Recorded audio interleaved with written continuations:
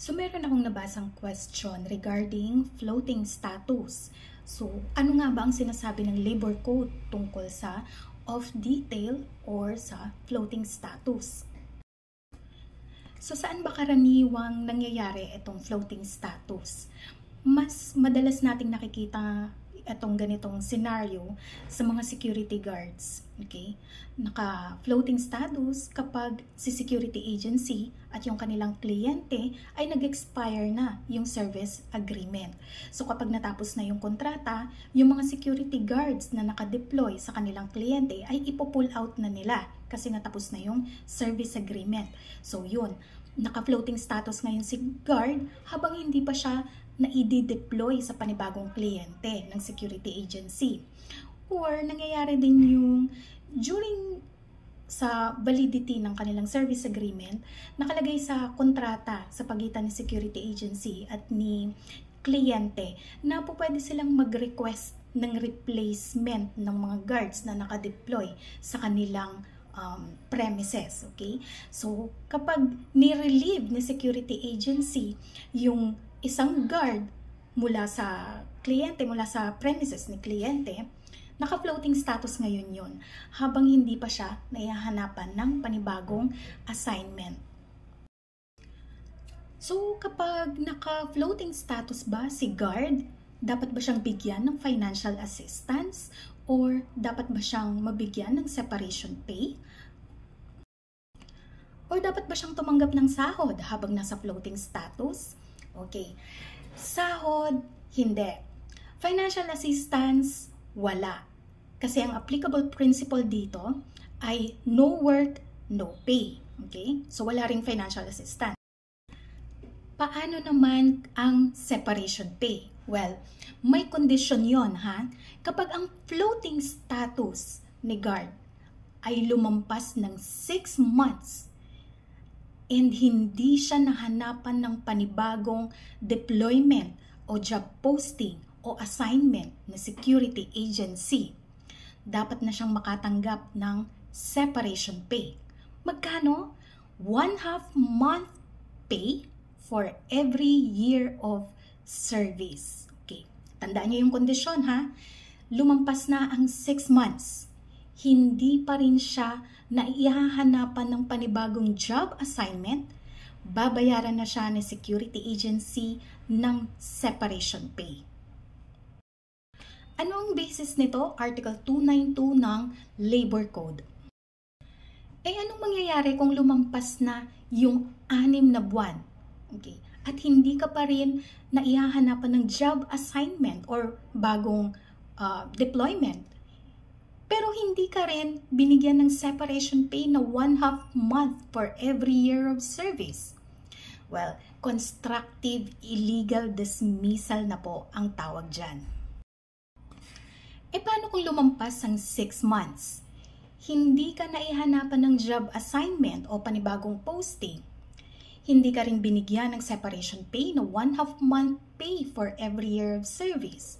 Pero nung ika-7 buwan, sinendan ka ngayon ng RTW. Ano yung RTW? Return to Work Notice ni Security Agency. Anong mangyayari kapag binaliwala mo yung RTW na yon?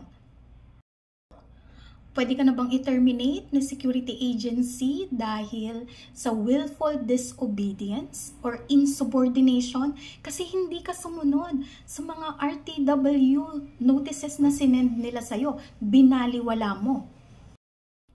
Okay, tandaan nyo ha, nagkaroon na ng constructive illegal dismissal after na mag-lapse ang 6 months. Hindi ka naihanapan ng job posting ng iyong security agency at hindi ka banayaran ng separation pay na 1/2 month pay for every year service, meron ng constructive illegal dismissal. Ngayon, ika-7 buwan, binigyan ka ng RTW, binaliwala mo, kinasuhan ka ng willful disobedience or insubordination.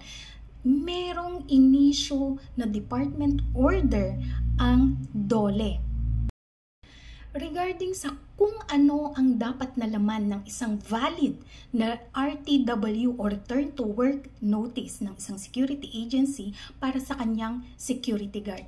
Department Order number 14, Series of 2001.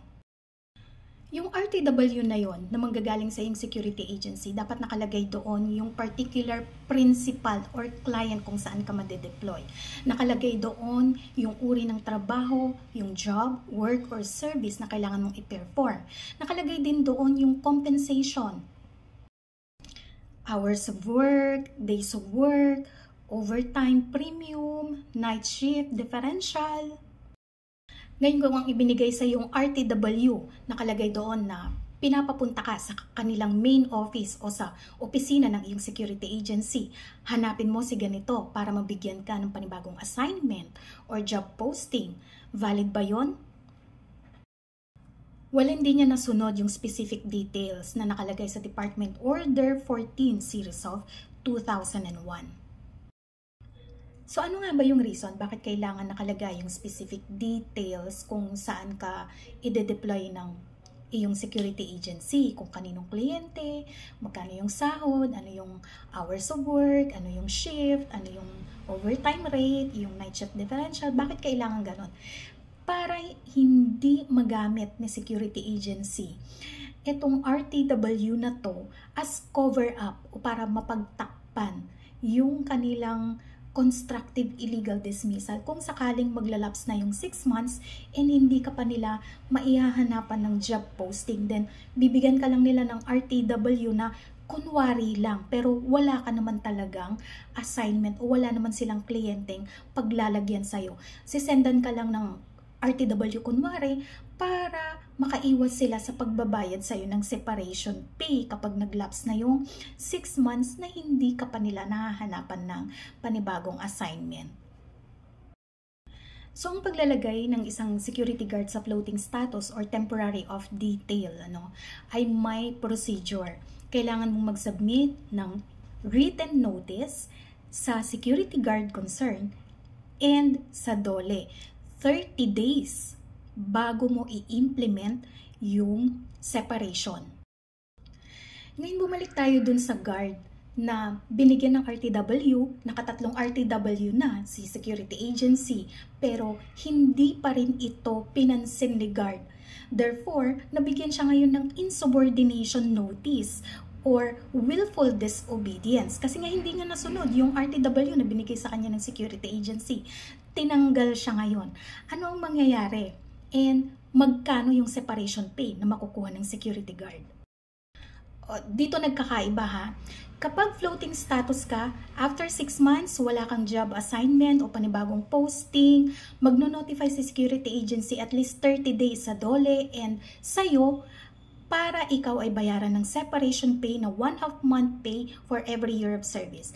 Pero kung tinanggal ka sa trabaho dahil sa insubordination, dahil hindi mo sinunod yung RTW na binigay sa'yo ng security agency, entitled ka sa back wages and reinstatement. Anong ibig sabihin nito? Reinstatement, ibabalik ka sa dati mong posisyon. Okay? Bago ka tinanggal, walang seniority rights. And yung back wages, ito yung buong sahod mo mula nang ikaw ay matanggal sa trabaho. So, makukuha mo yon, back wages and reinstatement. Ngayon, kung hindi ka na po pwedeng ibalik sa dati mong posisyon, bibigyan ka na ngayon ng separation pay. Magkano? 1 month pay for every year of service. So, doon nagkaiba pagdating sa cause, kung ano yung reason ng iyong separation.